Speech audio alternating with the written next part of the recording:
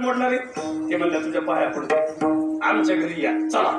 आता त्यांचा राजवाडा तिकडं एक कार्ट गेलं मधून पळत ते गवळण पुढं गवळी माग तिचे 3 पाऊल पडले ह्याचे 8 पाऊल पडायचे. ते म्हणला ही अगोदरच्या जन्मीची माझी चांडाळी नासन वैरी नासन काही गरज होते का ह्या पोराच्या नादी लागायची. मोठे जे पोरं असते काही गरज आहे का. असं करीत करीत दरवाज्यात गेल्यावर कृष्णानं सांगितलं आता गाठ सोड. आणि एक गाठ आहे तुम्हाला कळली का नाही कळली आता ऐका शेवटची गाठ सांगतो.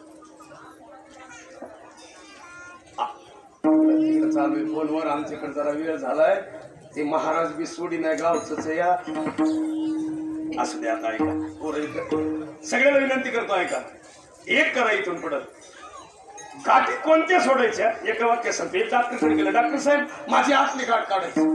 डॉक्टर म्हणलं झोप झोप खाटावर झोपलं स्कॅन केलं सोनोग्राफी केली MRI केला कुठंच काही दिसलं नाही. डॉक्टर म्हणले काही नाही जा. मग ते म्हणले पैसे तर घ्या 11,000 रुपये बिल घेतलं आणि निघालं. पण ते जाता जाता पेशंट म्हणलं गाठ कुठे ते म्हणले तू नाही साधले गाठीचा मी नाही कळलं. शरीराला गाठी असावा पण मनाला गाठ नसावी आणि ज्याच्या मनाला गाठ आहे त्याची प्रगती होत नाही बरं का. ज्याच्या मनाला गाठ नाही त्याची प्रगती झाल्याशिवाय मनात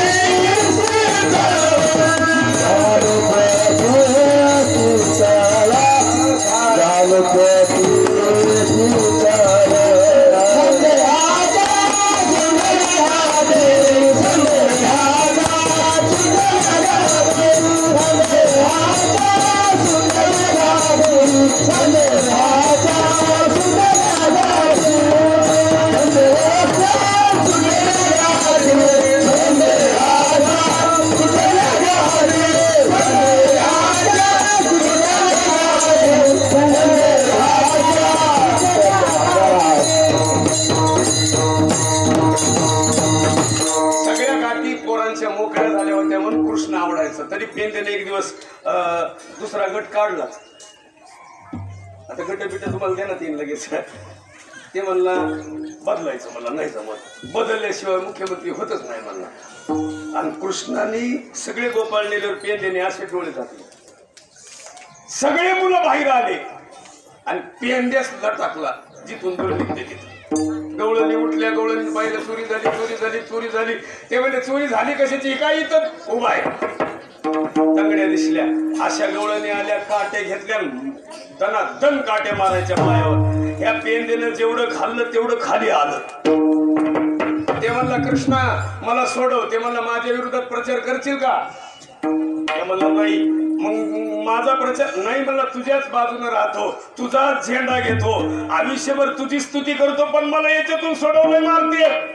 हे सगळं ऐकलं आणि तोच पेंद्या पुन्हा कृष्णाच्या बाजूला आला. त्याला म्हणायचं संदेहाच्या. आणि सगळ्याला विनंती करतो शेवट एक बोलतो जे कीर्तन समाप्त लई वेळ घेत नाही तुम्हाला मला माफ करा. कृष्ण शेवट त्रास द्यायलाय म्हणून एकांत काय केलं माहिती स्वतःचे बायका पोरं घेतले बैलगाडीत टाकले म्हणले चला गाव सोडून जाच. एका गवळणीने सांगितलं आल्या 5 गवळणी 5 रंगाचा पहिले आणि धावणी त्यानं ग बाई एक बाई आवडची तर हरी तुझा दारी झोपला होता आणि हे आनंद त्यानं टाकाचा डेरा फोडला. हे सगळं ऐकल्यावर ते एक म्हणलं बस गाव सोडून जाच. पण त्यानं सगळे लेकरं बाळ गाडीत बसवले बैलगाडी घेऊन निघालं. असं कोसाईकडे गेल्यावर त्या बाईला तहान लागल्यामुळे ती म्हणली मालक तेवढं पाणी तरी द्या प्यायला. ते म्हणलं पाणी आणतो बैलगाडीकडे ध्यान ठेवती गेलं पाणी आणाय तेवढ्यात त्याची पत्नी त्या गाडीत बसलेली. ह्या कृष्णानं त्याचंच रूप घेतलं तांबे हातात घेतला पाण्याचा आलं गाडीत पाणी प्यायला दिलं त्या गाडीत बसलं बैलगाडी घेऊन निघाल. जे खरा नवरा होता ती इकडे हिरीवरच होता. ते रोडला आलं तर आपली बैलगाडी कोण हाकत आहे म्हणून जोरात पळायला लागलं. आता हे सारखा ती सारखं त्या गवळणीने मागं पाहिलं तर ही बी पप्याचा बाप आहे. गाडीत बसलं तर ती पप्याचा बाप दोन्ही सारखे दिसायले ना. महाराज ती गवळण म्हणली, हे देवा काहीतरी कर, माझ्यावर उपकार कर. हे दोघ जण आले एकत्र, दोघांनी एकमेकाला उचलून आपटायला लागलं. दोघांचे भांडण सुरू झाले. दोघांनी ठरवलं, थांबा, चला पाटलाकडे. पाटील म्हणजे कोण? नंदराजा. म्हणले गावात भांडण मिटतो. नंदराजा असं खास होतं, हे म्हणले भांडण मिटवायचंय. सगळेजण म्हणायचे दोघं बी, माझे बायका पोर आहेत, माझे बैलगाडी, माझा पसार आहे. आता हे सगळं चालू होतं. महाराज त्या कृष्णानं असं काही केलं की त्या नंदराजाला वाटायला लागलं हा कृष्णाचा असं, आणि हा म्हणजे उलट व्हायला लागलं. महाराज कृष्ण काय म्हणलं माहिती, असं करा, काहीतरी निकाल द्या. ते म्हणजे काही नाही, बघा ह्या मंदिराच्या शिखरावर जा आणि वरून जो उडी हानी त्याचे बायका पोर. कृष्ण गेला वरून, हानली उडीन काय, पण ज्याचे खरे बायका पोर होते ते म्हणलं पाटील एक तर लोकांना मिळाल्या, मला बायको मिळाली, लेकरं मिळाली, पण आता अवघड झालं. मी परत गावातून जात नाही, मिळाली तर बघन कुठं, नाही तर चाललो निघून. हे डुप्लिकेट होतं, ती बायका पोरं माझे म्हणायचं ना, आणि जे खरं होतं ते निघाल्यावर नंदराजा म्हणले इकडे ये, फक्त आता गावातून जाऊ नको, हे तुझेच बायका पोर आहे. त्याचा अर्थ नंदराजाला सुद्धा कळत होता आपला पोरगा कसा आहे. पण हे सगळ्या पुढे ऐकल्या आणि मग यशोदेनं सांगितलं गावातून घराने जास्त येणे, इथून पुढे एक कर, इथं नको राहू, कुठं जा, शाळेत जाय. तुम्ही काय घेऊन तारे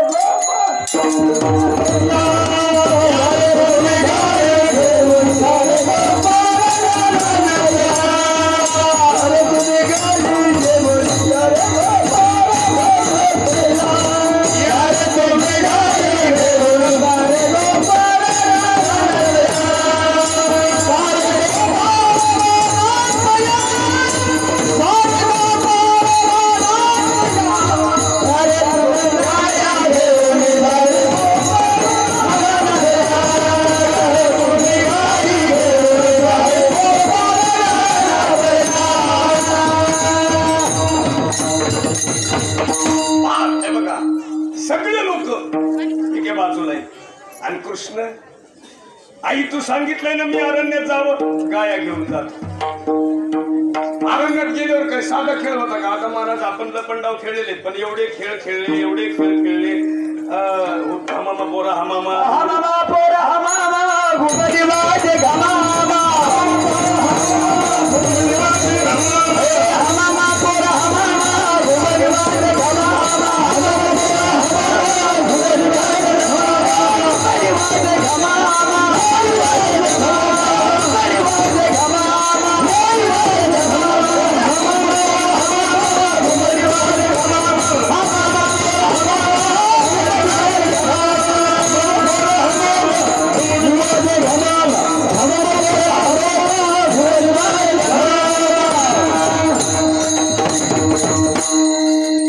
सगळे गोपाळ नदी तीरावर आल्यावर यमुना इतकी नदी मोठी, यमुना इतकी मोठी नदी की त्याच्या पहिल्या तीरावर इतके खेळ खेळत असताना, सगळे खेळ खेळत असताना चेंडू निघाला आणि चेंडू चुकून कुठे गेला? यमुनेत गेला. यमुनेत गेल्यावर बरेच पोरं पळत घरी आले.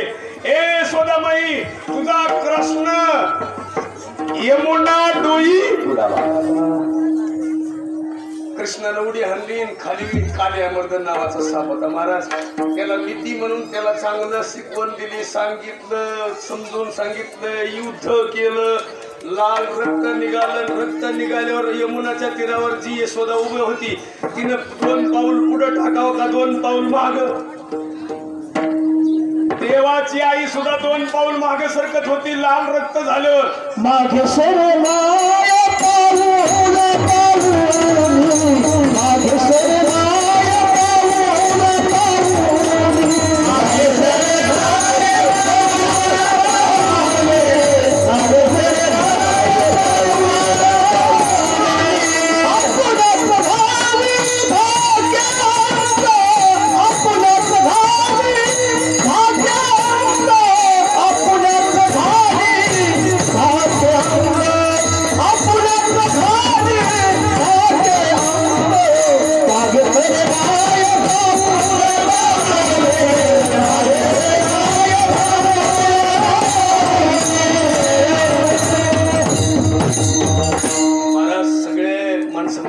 आई माझ्यावर प्रेम करते.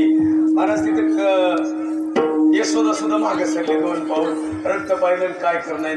आणि मग कृष्ण वर दिसल्यावर म्हणली मला बेला घेतला म्हणली भाऊ मी उडी छान आलते. ते म्हणले का बस मला मधून दिसत होतं तू 2 पाऊल मागे सरकत होती. तू माझ्यासाठी मरायला तयार नाही. नाही हे आई मरायला तयार कोण आहे हो या जगात? कुणासाठी कोण? तिथं कृष्णाची आई 2 पाऊल मागे सरते. तिथं तुमची आमची कुणाची आई? मला विनंती करतो सगळ्याला, सगळ्यात महत्वाचं कृष्णाने काम गोड केलं कोणतं? सगळ्यांना न्याय सारखा दिला, सगळ्याला नीती सारखी शिकवली. आणि सगळे गायी गोपाळ यमुनेच्या तीरावर आनंद घेत होते. अशा काळामध्ये उड्या मारून सगळ्या गोपाळांना भुका लागल्या. आणि सगळ्यांनी सांगितलं. मग त्याला अभंगाचं दुसरं चरण नाही.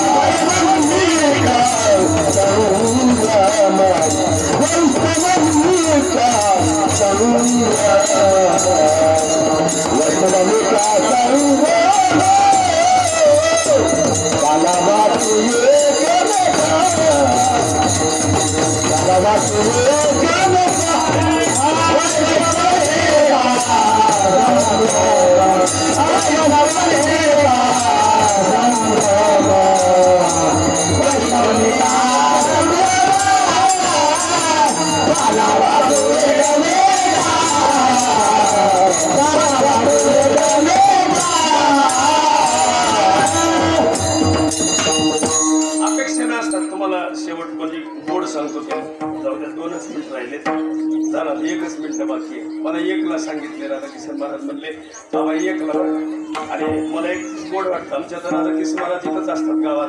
मला गावात थांबणं होत नाही. मलाही वाटतं थांबावा. रोजचे 15,000 बुडवून नको वाटते. 15-20 हजार रुपये कसे बुडवा वाटते. जीवाला किती बी पैसे आले तरी आम्ही फक्त लोकांना सांगायचंय काय खरं नसतंय माणसाचं, काही नाही करायचं. आम्ही म्हणजे वासुदेव, कोणी नाही कोणाचं. शेवटी एकलं जायचं आई बापाच्या नावानं दान धर्म कर. हे जरी नाही कळलं पुढे दुसरं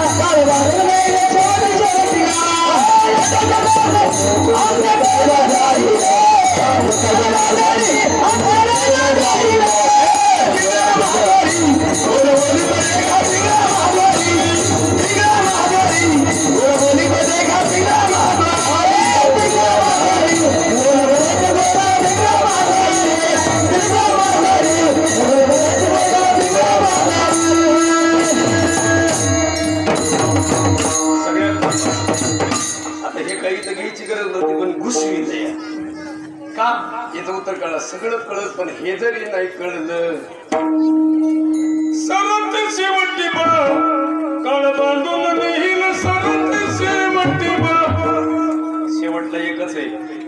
एका जनार्दनी आमचे काय बघाईल. विनंती करतो सगळे गोपाळ एकत्र आले. सगळ्या गोपाळांना उभा केलं. कृष्ण बाबा मध्ये उभा राहतात. विको कमी करवा. सगळ्या गोपाळांना प्रत्येकाला सारखा प्रसाद दिलाय. गरीबाचं मोठ्याचं श्रीमंताचं असं काही बघितलं.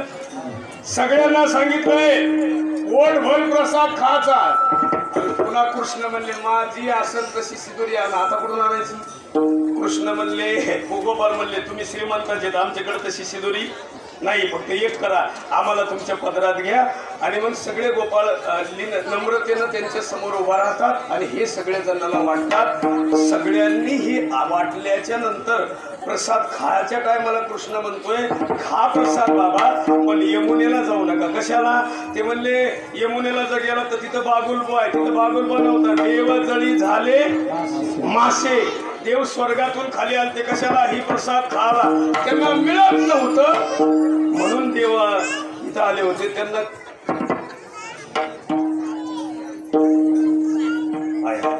एक वाजल्यावर पाया पडत असतील का?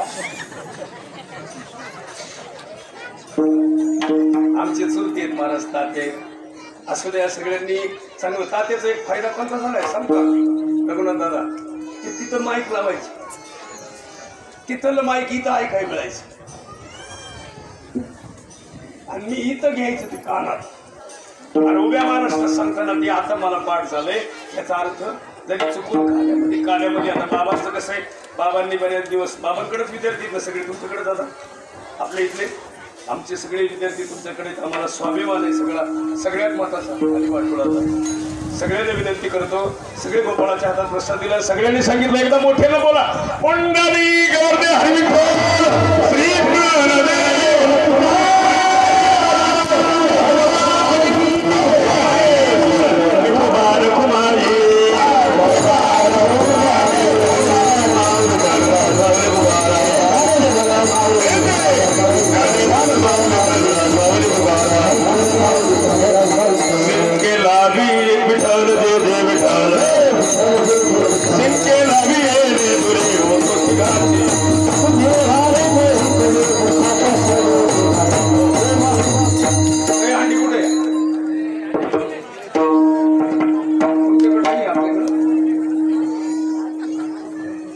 परंपरेने करत नाही, फक्त हे तांदूळ टाकायचे एवढं.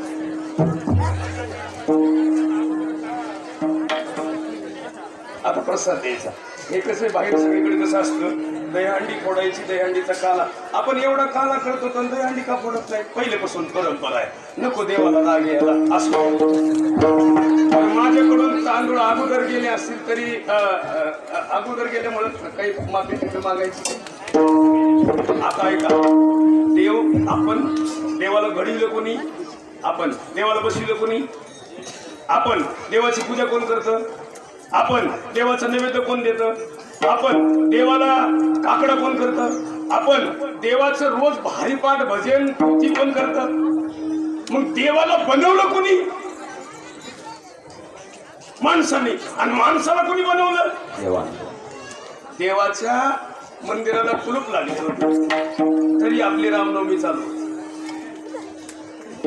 देवाच्या मंदिराला कुलूप लागलं होतं आणि देवळातला देव रस्त्यावर होता काठी घेऊन, पोलिसाच्या रूपानं सगळ्या जनतेला सुखी करत होता. म्हणून देव असा आहे, सर्वासाठी आहे. सर्वा घटी राम देहादी एक सूर्यप्रकाशक सहस्त्र स्मिताल्याचा अभंग निम्मा तसाच राहिला. तरी तुम्ही आता बाह्य प्रसादाची म्हणतात, पण तरी हे अभंग घेऊ. सिंकेला विले दुरी ओपतिलाचे बरी